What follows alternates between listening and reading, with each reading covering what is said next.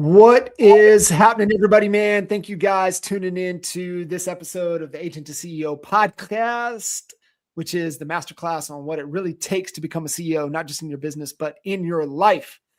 Man, we got a new format we're going to roll out today. And this is really what mastermind really looks like, right? This is one of the elements when you set up to truly what a mastermind is, right? It's, two minds become a third, really coined from Napoleon Hill's when he wrote the Laws of Success and all of the deep work that he was doing with the influencers, the movers and the shakers, the people that, built America back when he was doing all of his studying and research and deep dive and interviews. That one of the elements he pulled was the law of success, the law of mastermind. And within the mastermind is the hot seat format. And I really, really love the hot seat. I know you do too as well, Renee, and being on the hot seat several times. So I'm like, I just love this format. I believe the future has more masterminds, more community, more people coming together. And so I'm like, I see so much value in myself, but also the listeners as well as the guests to be able to kind of go through this format. And I'll tee it up with a question for you here in a second before we jump in. Doing a hot seat, what that means and the preparation that goes into it. But the format is, we get to break down your story. We get to chat about what's working, and we get to chat about the one thing that's holding you back. Then what I want to do is then being able to push this to our audience to have an opportunity to share and give you, the guest that's being vulnerable and sharing what's working and what's not working, to get some real feedback that, are we going to maybe induce or not induce, but give them an incentive, Renee, to want to give feedback because we're going to give them a pretty cool prize. So I'm excited for you to be the first guest. And I was kind of going through this. I'm like, man, who would be a good first one? I'm like, Renee's perfect. She's been on the hot seat several times and she'll play all out. So I appreciate you jumping in here, being the first guest in the new format. And, you guys listening in, this is for you, but it's really selfishly a lot for Renee. So as she's kind of sharing her struggles, her challenges, I'll chime in, but I'm really looking for, feedback from the audience and everybody listening in to give Renee feedback. And we're going to bribe you a little bit to give her some feedback. And for everybody that gives feedback, we are going to give them an opportunity to win a VIP trip to Kitchen Table. And Wow. Even as we were offering it, I was like, Renee's the best one to talk about that. You've been to more kitchen tables than anybody else. And Kitchen Table Mastermind is really the combination of over 20 years of me hosting and being in rooms all over North America and really taking the best of the best into what has become the kitchen table. And so we're going to give them a VIP experience. If they give you some feedback, they get their name into the entryway to be able to get 2 tickets, airfare paid for and hotel paid for to come to Kitchen Table. And the next Kitchen Table is going to be in June in Pittsburgh, PA. So pretty awesome incentive to be able to win that trip, to be able to plug into the room and, get there in style. So Renee, I appreciate you a ton for being able to jump in. So give a little context on the hot seat, what it's meant and for you, and the value of preparation and the value, after delivering the hot seat. Yeah, I just think that, as a business owner, you are a lot of times so in the day-to-day, trying to make things happen that you lose sight of where you're at. You kind of recognize where some of your bottlenecks are, but, sometimes it's hard to take the time to really figure out how to break through those bottlenecks and you effectively get this board of directors to kind of, they're all pretty impressive people that have been there, done that. And for them to share their feedback. And it's kind of like, wow, I'm really going to get super vulnerable and show everybody where my, the kinks in the chain are. But that's the only way we get better. And that's the only way we can move forward and grow. So I think it's hugely beneficial. Some of my most favorite KTs, is when we have really deep opportunities for the hot seats, because you learn even things about yourself, even if you're giving feedback.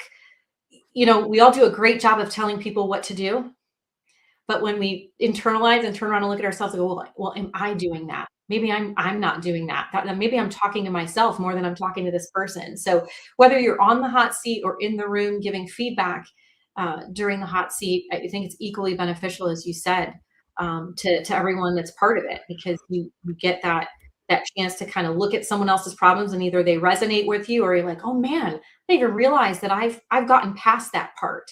I can help this person Yeah. get that part. So there's Yeah. power in it as well. So Yeah. And you on the hot seat, in every hot seat that I've been on, the value is in the preparation, right? The work to think through, okay, this is the first part. Oh man, I got to show how this is working, because the room's going to ask questions. And so yeah, I better know it. If I'm going to share what's working, I better know how it's working and why it's working, and what does working really mean. And then I get into my bottleneck, right? Really, what is the bottleneck? And you've been with me long enough to know, everything, revolves around theory of constraints. And that's really what we mean by bottleneck. Where is the bottleneck? Where is the constraint in your business? And sometimes, we have to look where the bottleneck is outside of our business that's causing the bottleneck for the business. And you've been just such I want to say a great example, but you have been a really amazing example, that we were chatting before we went live here, where my head is right now with AI, and what I'm like waking up in the middle of the night thinking about. And just like what we were talking about, like your problem in 2019 was personal. It wasn't business, yet it was impacting the business. And I'm like, well, your solution is, just a few years away, a decade away. Your solution is a decade away. And then, you quickly made the connection to who's going to be taking care of you, when you get to, later in life. yeah. So it's just really fascinating world that we're living in. So Renee, let's jump in. So, first segment, first piece of the hot seat is to, spend a couple minutes. We typically say about 3 to 5 minutes on, origin story. Like, how did you get this business going? Why did you start the business? How come you got in the business? And then zoom out, right? What is the vision? What are we working towards? What is your North Star? Yeah. So I was in corporate America and working, and I was working about 60 hours a week for someone else, building their company, building their empire. And at the time, my husband was fighting a war. And I was home working 60 hours a week. At the time, we had a young son, and I would drop him off first thing in the morning, 6:30 in the morning. I would go to work, and I would find myself not picking him up till 6:30 p.m. And I basically got him home, fed him dinner, gave him a bath, put him in bed, rinse and repeat every day. When we did have weekends, when I wasn't working, I was constantly like this. And he knew that this meant, mommy's on the phone and you need to be quiet. So my son grew up extremely independent because it was always this. And effectively, he was learning all of his skills and all of these, passing these milestones in someone else's care. And while I was doing that, I'm like, man, this just does not seem the way. So my husband was overseas fighting the war. We decided that rather than him buying a truck and not being able to drive it because he's fighting the war, and that's what we joke, because many military members, they go out and buy a truck and then they get married. And anyway, so he said, we're going to take the money and we're going to buy real estate with it. So we started buying investment properties, and he's on the other side of the world fighting the war. And he's explosive ordnance disposal. He disarms bombs for a living. So his operational tempo was very high. He was constantly in the desert, disarming bombs, doing post-blast investigations. His operational tempo was so high that we did not know if and when he would come home, right? I would see him 30 days out of the year. The rest of the year he was deployed or in training to be deployed. So it was this endless loop. So we started investing in property, and rather than investing the way most people invested, we needed a really good exit strategy for me. So buying very low end properties in struggling neighborhoods was not the right thing for me, especially with a little boy Renee, at home. what year was this? Yeah, great question. So 2008, well, 2000, Okay, good. 2005 and 6 is when the height of the war was going on. 9/11 happened, and then we ended up at war, and Albert saw 9/11 happen and was like, I need to do something about this. And he went into the military as an old guy. He was like 26 going into the military, which is unheard of. And then they said, hey, how would you like to blow stuff up for a living? He's like, sure. And that's how he got into explosive ordnance disposal. So at any rate, here we are. I'm working this corporate America job. We're buying properties. I'm literally going in there and like, I had a tenant, from one of our first properties. I'm like, hey, do you want a couple $100 off the rent? Why don't you come over and help me rip up carpet in this other property that we just acquired? Like, that's what I was doing. I was flipping properties and working 60 hours a week and had a little boy at home. It was a lot. So the people that I was buying real estate with, I bought 3 houses in a relatively short period of time. And they said, Renee, why don't you get your real estate license? I'm like, have we met? I work 60 hours a week. I'm buying investment properties. I got this little boy. I'm like, there's no way that I can do that. And then my company got bought out. And I got the phone call that, hey, Renee, company got bought out. We are not going to renew your contract. And I was like, oh, like, what does that mean for me? So I was like, maybe I should go get my real estate license. I'm buying property. Why don't I just get my license just to buy my own properties, right? So I don't have to deal with a real estate agent. So I went and got my license. My husband came home like a good husband. He came home on a 36, which he was stationed on Guam. So it was more than 36 hours because it was 36 hours of travel just for him to get to me. So at any rate, but they called it a 36. He came home. They tell you when you get your real estate license, don't ever tell anybody when you're taking your test, right? You keep that a secret. So I got up that morning after he got home and I said, hey, I'm going to go get my hair done. And he's like, okay, you couldn't get your hair done before I came home? And I'm like, I got to go get my hair done. So I went, I tested, I passed, I came home and I walk in the door and he's like, wow, babe, you look great. I'm like, really? Because I look exactly the same way I did when I left that house. But that's what he's supposed to say, by the way. Yeah, that's how I know he was a keeper, right? But I said, I am a little different. I'm a real estate agent now. I passed my real estate test. He's like, wow, okay. So fast forward, he goes back to fighting the war. I go back to, or I get a call. I don't know. I feel like I'm just going to be an investor with this real estate license. I didn't know what I was going to do as far as a job. I went from working 60 hours a week to like, now what do I do? I took the time to kind of reintroduce myself to my son, who had no idea, he just knew I was the person that picked him up and fed him dinner and loved him and squeezed him and gave him a bath and sent him off in the morning again. So I reintroduced myself to him. And the next thing you know, I got a call from the company that bought out my company and said, hey, Renee, we needed to let everybody go that we didn't want to take on. We want to extend you the position again. So what did I do? Like a creature of habit, I went right back. I'm like, oh, this is comfortable. I went right back to working 60 hours a week for somebody. Yeah, because it was safe. Safety. At the time, I didn't have safety. My husband was in a bad place. He's fighting a war. I don't know if he's coming home. I gravitated towards something I knew. And I was miserable. I went right back to dropping my son off in the morning, picking him up late from daycare, doing all those things. And I'm like, this is just dumb. And at a time, this is now 2008, everybody was holding on to their jobs for dear life. Real estate, it tanked, right? And I was like, you know what? If I can do real estate now, I can do real estate anytime, no matter what the market is, because everybody's so underwater. Everybody, I can do it anytime. So when there was a mass exodus out of the real estate game and everybody was holding on to their corporate America jobs, I said, see you bye. I'm going to go give this real estate situation a try. And that's what I did. And we still continued to buy property. The more people that found out I had my license, they would just reach out like, hey, Renee, I know my neighbor is losing their house. I know it's going to get foreclosed on. Like, can you get me into it? We might want to buy it. And then it just turned into this whole animal of itself. So I was able to build and do pretty well in 2008, 2009, 2010, because everybody was so used to the phone ringing. I mean, they would put a sign in the yard, and before they were even pulling out, they were signing contracts on the hood of a car. 2008, exact opposite. I mean, if there were real estate signs, but they were sitting and everybody was underwater, and there was REOs and there was short sales. And I cut my teeth on dialing out rather than waiting for the phone to ring.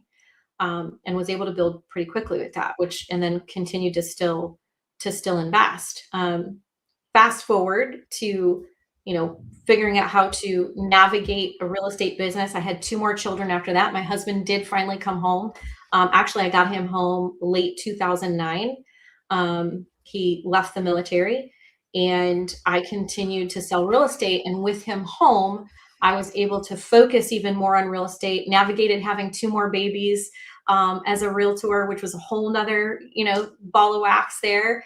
And then really quickly, which seemed quickly, there was a lot of years in between, but was hit again with another smack in the face. And that was my parents ailing. So John, I've been coaching with you for several years, and kitchen table event comes. I go to the kitchen table event, have a great kitchen table. I'm all fired up. I'm sitting in the airport to get on the plane. And at this point it was in Oklahoma. So I had some layovers there, and I'm getting ready to jump on the first flight, and I get a call, and it's my family telling me that my dad was in the hospital and he had a heart attack. Now, my dad had heart attacks prior to that. And anybody who knows one person, somebody has a heart attack, if they have subsequent ones, it's not good. It's not good. So I remember boarding the plane, and they had no status on him, just that he was in the hospital having a heart attack. And I thought, oh my gosh, I don't know that when this plane lands at my layover stop, I'm not even landing at home, at my layover stop, what that phone call is going to be like. Right. So the whole time I'm white knuckling for a totally different reason on the plane. And I get to my layover and I call, and they still don't know what the status is for my dad. So I finally get to Cleveland, literally get my car. I drive directly to the hospital, and my dad made it. But during that process, we learned that he was going to have to go on an insulin regimen. My dad was a type 2 diabetic and was able to manage it with pills and diet. And at this stage of the game, he was going to need to be on insulin. And unfortunately, my mother had started showing some cognitive decline as well. Mm-hmm. So we knew that my father wasn't going to be able to manage giving himself insulin, because the insulin was given on a sliding scale. He would have to test his blood prior to eating his 3 meals a day, and then measure how much insulin he needed to give himself. And we knew that was going to be problematic.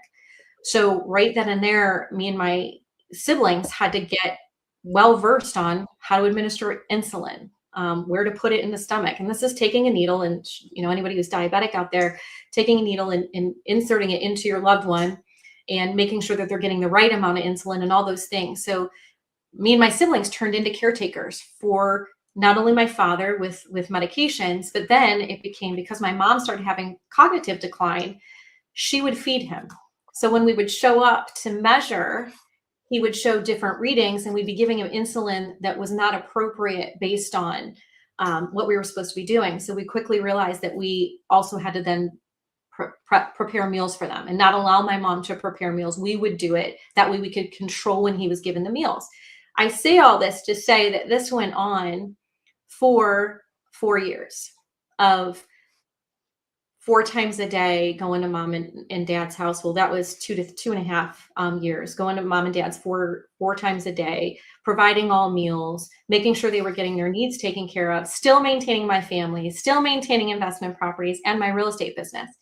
So what I quickly realized was that although I was still managing all of those things, I was losing momentum that I wouldn't realize I was losing until years later, because that's what happens. You may still be doing a ton of business while the issues are happening, and you're like, man, I'm killing it. I'm still selling a ton of real estate. I mean, look, 2020, 2021, we got through COVID.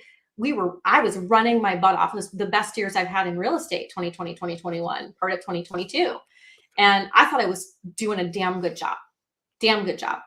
And what I realized is in 23, 24, 25 is when that loss of momentum caught up. And I had to take a look at what my business was doing. So you mentioned, the hot seat format.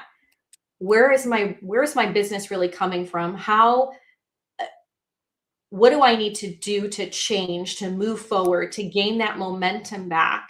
Failing to understand how hard it truly is to gain momentum once it's lost, and really realizing that I'd lost it, because I didn't realize I lost it. It was very much I was selling real estate. I was, bringing in checks. I was floating everything until I wasn't. So the hot seat, this, most recent hot seat, really forced me to get real. So in the meantime, lost my dad in 23, which then went into full-time care for my mother, because at that point she had then gone through COVID, which furthered her cognitive decline. She was diagnosed with Alzheimer's dementia, and she never spent 1 second alone from that point on, from my father's death. And then I just recently lost her in 25. So between 23 and 25, we went from caretaking the family would take turns doing these shifts 4 times a day, to 24/7 care for my mother. That involved moving her into a better living situation, not an assisted living, into a 1-story apartment where she could actually move. She couldn't navigate stairs anymore. And then it turned into a bedridden situation where we took care of her in a bed for months. And we just did this amongst the family. Finding care for her was next to impossible. Because of the great financial things that my father did, getting help outside wasn't part of they had to self-pay. And we saw the decline in facilities and the treatment that people were receiving within these facilities. And it's not a knock on facilities. If you find a facility for your loved one and they're taking great care of your loved one, they are out there. They're just very few and far between. And the financial strain that it puts on families. I mean, I haven't seen one that is less than $10,000 a month. And most people don't know that because they're not researching it. You don't research those things until you're right smack dab into needing it, right? Nobody sits there going, man, I should really look into assisted living places because I might need it in 4 years. They just don't do that. So going through this experience with both my father and my mother and my siblings, all in different stages of life. I had 3 siblings that were retired. And then I had another sibling that was just like me, working day to day. And our priorities and our responses to the needs that needed to be met were very different based on where our life was, where our season was. I had small kids. I had a real estate career. I had investment properties, Airbnb properties, very high touch things that needed to happen in my world. And the lack of resources for people like my mom was astounding. In addition to that, as great as my dad was in managing their finances and really self-taught and really, had enough money to take care of my mom through her death, there were still resources that we needed that we didn't know we needed, nor how to get to them. And when we looked at, once my mother passed away and we're settling their estates, we then quickly realized the things we missed and what we could have done in order to make this process more smooth. So when I lost momentum in my real estate business and went through this experience with losing loved ones, losing them over time, because you lose a little bit of them daily, and you think that you have all this time to prepare and get all your ducks in a row. But if you're doing caretaking, none of the ducks are being put in a row. You're playing fireman day in and day out. You're only focused on the crisis that's at hand. And when you can't leave someone for a minute a day, you have to be there doing. And then when you weren't there doing, because another sibling would step in, you're trying to manage your life and take care of that. So again, after losing that momentum in the real estate space, I thought, and I was still selling, but I wasn't selling at the level I was used to. I wasn't getting the You're call. distracted. Yeah, it was You very, couldn't very lock in. There's no way to lock in. couldn't. So I had to look at what God had given me. And, we talked so many times, what's the lesson, Renee? What's the lesson? And I told you at one point, I said, John, I don't want to learn anything else. Like, I'm full. I don't want any more lessons, God. I'm full. I got it. Right.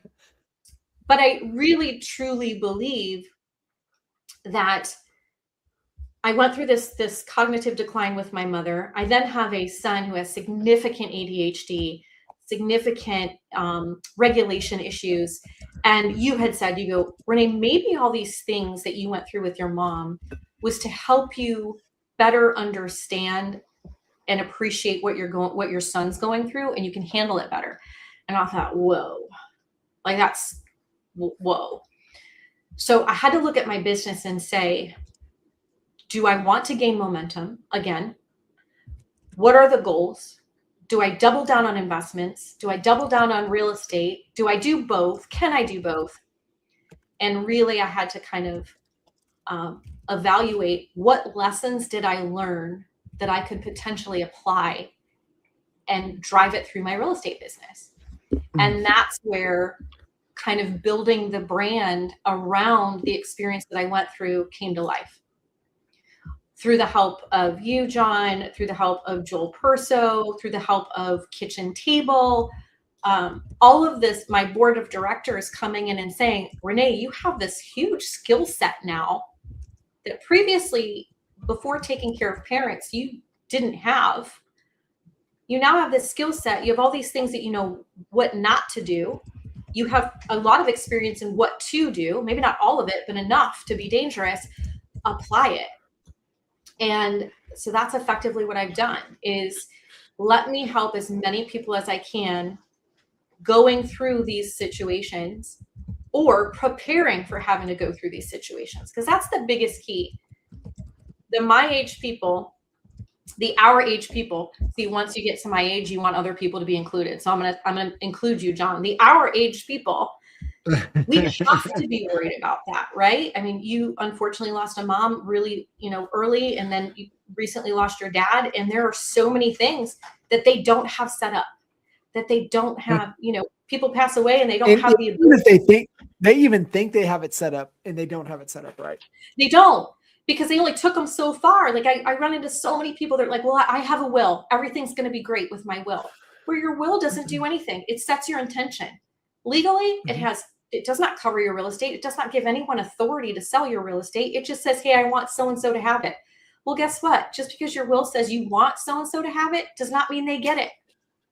They have to go through something called probate court and have a judge tell you whether or not they can get it, which just is so insulting, right? Here's your mom and dad, they blood, sweat, and tears. And typically the most amount of equity they have the most amount of money they have is wrapped up in their home. And now I have to have a judge tell me that I can receive it as their child. Even worse, I have to have a judge tell my mom that she can receive it, even though she was married to my dad for 30 some years.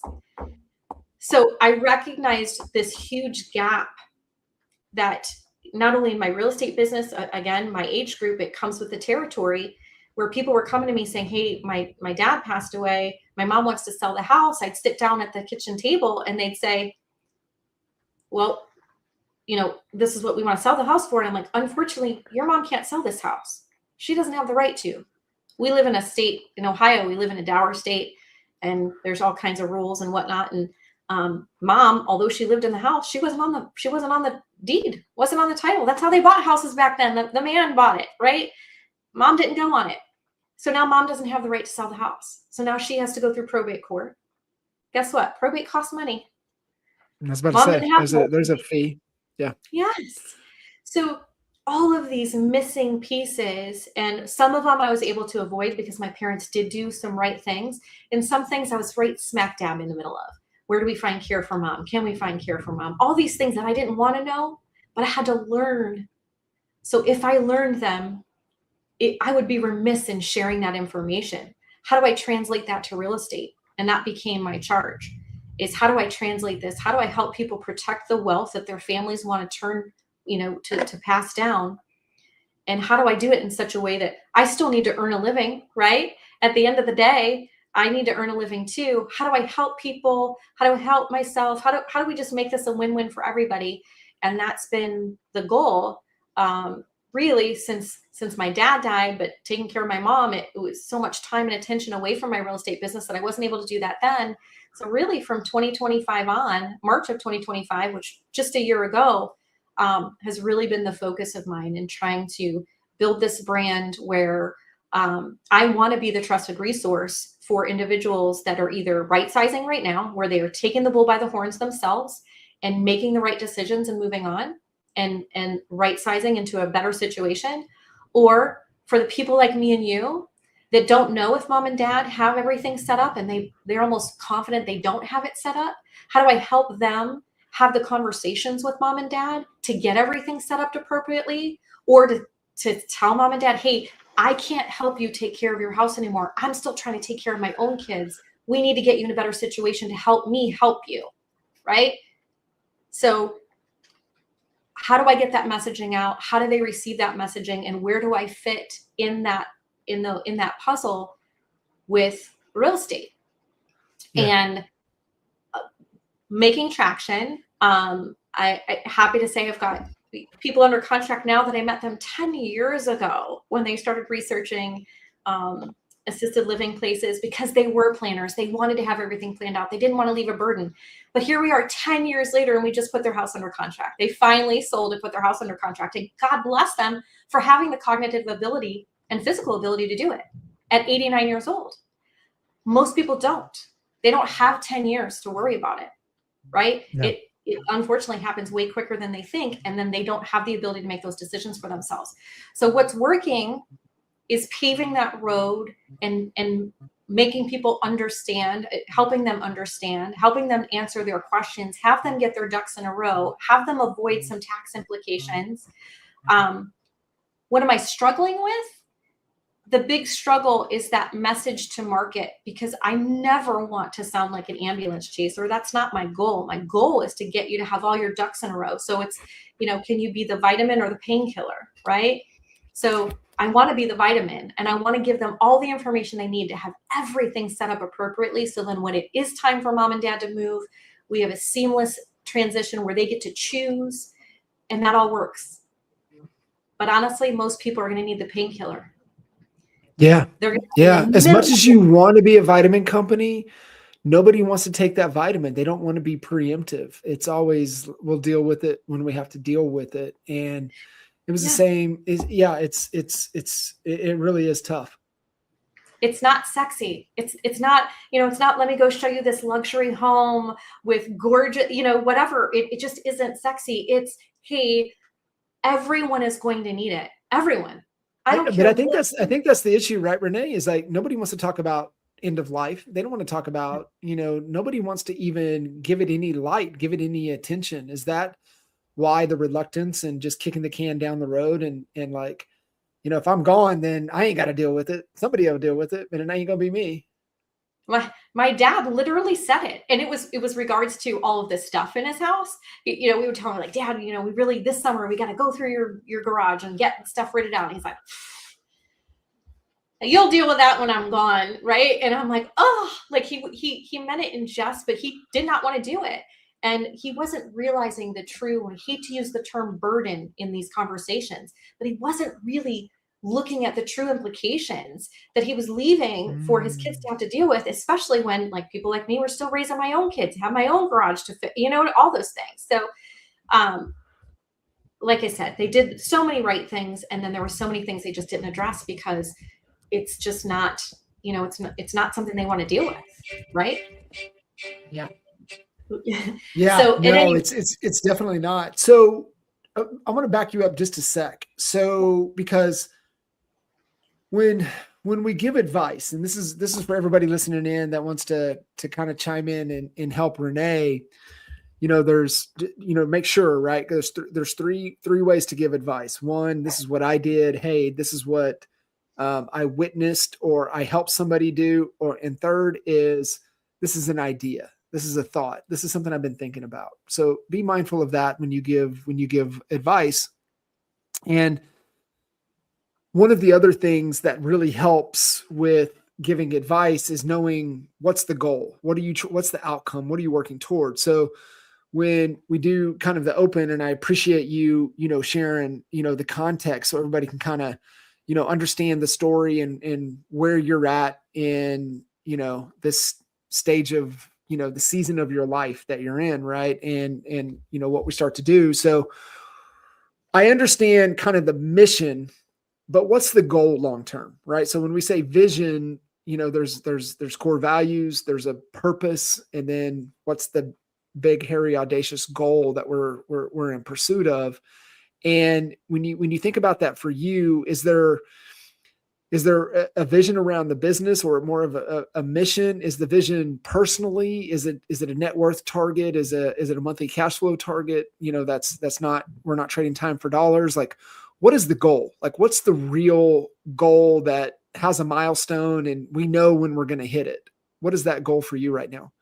Yeah, I appreciate that. So when I was building the team out, I never had the goal of having a huge team, and it just wasn't part of my story. I built a leverage team, so I have enough team members to where I have enough leverage to, if I don't want to run these buyers, then I can give them to my team, and so forth and so on. So I built more of a leverage team model, small, and the selling of the real estate and me staying in production, the selling of the real estate and through their real estate sales. And I do enjoy the training and education part of it. I'm more than happy to pour anything that I know into someone else. So the real estate sales really funds the investments, right? So the more real estate sales I do, the larger the life I can live and the more investments I can buy. And effectively that gets me to my freedom number. So the goal is to sell enough real estate to acquire enough assets to get to freedom. And what I realized, everybody has, if I make this much money, I will have made it. That's success to me. I've set that goal 50 times and then I've made it and then I don't feel successful. So then you reset it and I've made it and I don't feel successful. And driven people, that's what they do. So for me, especially going through losing parents, I'm 50 years old, losing parents now, some people still have their parents for many years. I don't have, my parents are both gone at 50 years old. My kids only got to experience their grandma and grandpa for so long. So I'm looking at when I had my children, how late in life I had my children, and that I need to be able to spend as much time with them now as possible. So to me, I am just buying time, whatever I can, Dan Martell's buy back your time, all those things, like whatever I can do to buy as much time, because I know that my time with my kids is limited. No matter how much AI is going to come to play and how much longer of a life I'm going to live because of it, I want to make sure that it's quality time. And the goal now is to acquire enough assets so that I can have the time to spend with my family. And I realized that number is not that high. It may be, depending on how much we need to pay for oil, but the number was, when we put pen to paper, the number was not as high as I thought it was, and we were much closer to it than I thought we were. So now it's just about, it's really uncertain right now. I want to be able to, the mission is to help people pass on their generational wealth so that they can continue to live and have time with their family, something that I feel I was robbed of. I robbed myself of it very early on with my son. And then it was robbed of me because my parents, passed on, and I don't have that time with them. So that's the mission. That's the goal, is to acquire enough assets. And it ebbs and flows. When I'm selling a ton of real estate, a lot of times the investments go down, I'm banking money. And then when real estate kind of slows down, now I've got the bank account trying to go and take advantage of, what opportunities are out there. And it kind of goes back and forth. So that that kind of back and forth doesn't bother me all that much. Everybody's looking for that smooth road.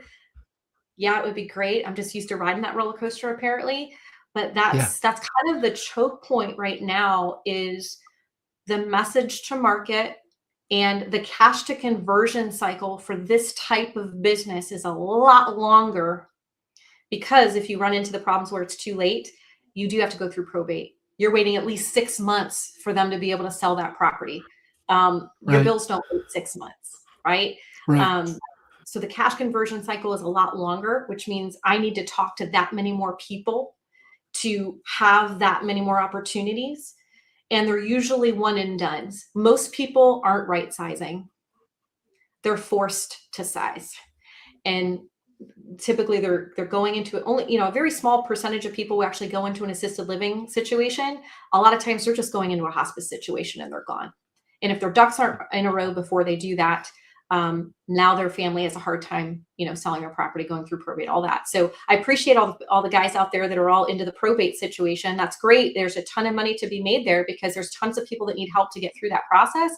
My goal is to try to limit as much as it's coming out on the end on as far as probate, and get their ducks in a row so that when it's time, we can make decisions when we need to, not when we have to. Because when you have to make decisions, they're not the smartest, right? It's because I have to. It's out of necessity, and I want people to make decisions because they want to and they understand it's the right thing to do. And if I can protect them from losing the money that many people do in that transition, then that's what I want to do. And I want to be the trusted resource for that to happen. I So love that. And that's so good. And I mean, you do, understand it better than anybody that I know. So you have that expertise and that knowledge, and you've lived it, right? Like you said, for, going through it for, personally, through both parents within a, pretty relatively short time frame to be able to go through that. So, understanding the hot seat format. So we got really good context, which was super important, which led into, okay, we got the vision. We're trying to buy back time, utilizing real estate. I think what's working is you're crystal clear on what you should be doing, and you're crystal clear on who you're meant to help and who you're meant to serve. And I think you've nailed that, and you understand the process better than anybody. And so then just to be crystal clear, where you need help is exactly where. Now on the marketing, the message to match, but really, I mean, is it just is it the offer? Like what's the real yeah. bottleneck? Yeah. So I know all my people live on Facebook because that's the demographic, right? That's where my people live. So where to market and whatnot is fine. There's a fine line between, I never want to be accused of practicing law. I definitely don't want to give people tax advice. I definitely don't want to be giving, attorney advice when I'm a real estate agent. And I'm a real estate agent with a lot of experience in this realm. So it's the partnerships with the appropriate people that we can bounce, back and forth in terms of, hey, they need you now. Let's get them up and running. And then now they need you, gaining those reciprocal relationships. And is the content more usable in a seminar format, a webinar format? Most of the older generation, they want to be in the room with you. They want to see you. They want to ask you person to person, face to face, belly to belly. My age people, do they want it more in a webinar fashion where they don't have to leave their home because they are managing 50 million things and they don't have time to drive to the location? Getting that message to market, not sounding like an ambulance chaser, and getting them to a situation where money is exchanging hands. Because ultimately we're business owners. I'm not looking to, it's not a money grab for me. I want to earn their business, earn their trust, and help them make that financial, decision, and then be the person that helps them with that. Because I can market I know how to market the shit out of a property. I know how to sell a house. I know all those things. It's more about what's the best vehicle to get the information out there. Is everybody hanging out on YouTube, learning what they need to do for their mama and daddy? I don't know. I don't see a lot of it. Yes, you can watch things on Instagram or whatever, but to me, my people aren't living on Instagram. It's mostly through through Facebook? Does it mean that I host a monthly seminar in a location, and like clockwork, it's every month, because people are hitting those age groups every month Yeah. that need you. Is it strictly partnerships with the attorneys? Attorneys like to talk a It might lot be, too. and it might be all of the above, right? Yeah, It might be one webinar a month and one live in person a month, right? You hit both, learning yeah, styles and vice versa, right? You come to the webinar, you can come in person, you come in person, you can jump on the webinar. And yeah, I love the team aspect side of things, right? To where, part of, you go back to even, the CHSA, right? Law 7, law of execution, that you introduce the team, right? All of the characters involved in the process to help you, achieve the outcome that you're looking for. So maybe there's some thoughts around, what that looks like as well. So yeah, I love it. And, Renee, this is where we get to, kind of the intent of changing up the format into the hot seat, introducing, one of the segments being, the hot seat, of throwing it back out there and you using it, sharing it with everybody, to be able to get some real feedback in the real world of ideas and things. And guys listening in, if you've got some feedback, you got a message for Renee, some ideas, wherever you find this, then you can, please, put some comments inside of the feed. That way we can, the team can count, your contribution back to Renee, so that we can put you back into the drawing for a chance to win that VIP pass to Kitchen Table, the next Kitchen Table event that we have coming up. Renee, any final thought as we wrap this hot seat up? yeah. One last, question is, what part of this can be automated? Because obviously this is a very high touch situation where you're going to be sitting at tables, and there's tears and there's anguish and it's very, very, very high emotion. What parts of this do we think that can truly be automated? Um, you know, Utilizing those AI resources, things like that, because it's such a belly to belly type situation with this particular demographic. And then love that you're giving away a VIP. And by the way, I do think what might be a baseball game the week We of do have kitchen. a baseball game we're going to this week, Yeah. this Kitchen Table. So yeah, And, I'm those of excited. you who haven't been to that stadium, it is one to go see a game in. Super, super fun. We've had the opportunity to attend a game there, and Yeah. had a great time. Dodged some raindrops, but you can still have fun inside the clubhouse when you're dodging the raindrops. So it was still a good time. I would say there will probably still be a good chance that we'll have to dodge raindrops, but we'll deal with it when we can. I think one final thing too, Renee, is that this is an item of magnitude. It's not selling widgets, and what I mean by that is, you can sell 1 million widgets at $1, you make 1 million, or you can sell $100,000 magnitude items and you're at $1 million. This is more towards the magnitude side of things, because the heavy lifting, the juggling of all different, people that want a bite of this apple. Like you said, you just scratch the surface with two, and that's attorneys on one, and obviously yourself on the real estate side of things. So you're bringing that in, you're bringing, the financial implications, the tax side of things. So you do have a bunch of different industries and disciplines involved in this process. So I love that. I think with as fast as we're flying with AI, I think there's going to be some solutions in there. But I can't wait to hear what folks have to say. So we're going to throw this out there. Renee, share, and you guys have some context or feedback, please make a comment. That way we know to throw you into the drawing, who's going to win that VIP experience coming to KT. This particular KT coming up in June, at the end of June, here in a couple months. Love it. Thank you so much for having me on this first format this way. I appreciate it. First format. I love it. So, guys, we're going to wrap this one up. But like I said, if you've got the hot seat feedback for Renee, please share it, put it in the comments, tag Renee, and that way she can see it, and we can make sure to get your chance to win, chance to come to KT at the end of June here in Pittsburgh.